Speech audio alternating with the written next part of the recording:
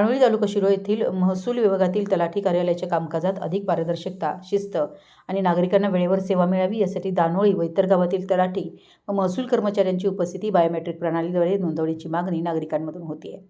सध्या अनेक ठिकाणी नागरिकांना दाखले, फेरफार, सातबारा, उत्पन्न, जात व रहिवासी दाखल्यासह विविध महसुली कामांसाठी तलाठी कार्यालयात वारंवार फेऱ्या माराव्या लागतात. संबंधित अधिकारी कार्यालयात वेळेवर उपलब्ध नसल्याच्या तक्रारी येतात.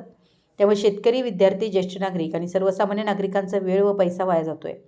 महसूल विभागानं सर्व तलाठी कार्यालयामध्ये बायोमेट्रिक हजेरी प्रणाली लागू केल्यास अधिकारी कर्मचाऱ्यांच्या उपस्थितीवर प्रभावी नियंत्रण राहील, कार्यालयीन वेळेचं काटेकोर पालन होईल, नागरिकांना वेळेत सेवा मिळेल आणि कामकाजात पारदर्शकता वाढेल.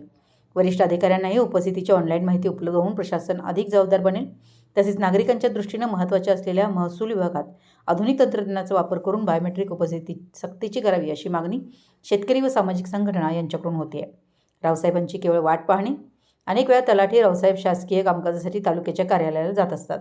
अशा वेळी ग्रामीण भागामध्ये तलाठी कार्यालयात आहेत की नाही हे माहिती होत नाही. त्यामुळं सजाच्या ठिकाणी तलाठी कार्यालय आहे, पण या ठिकाणी रावसाहेब कधी येणार कधीच कोणाला माहिती येत नाही.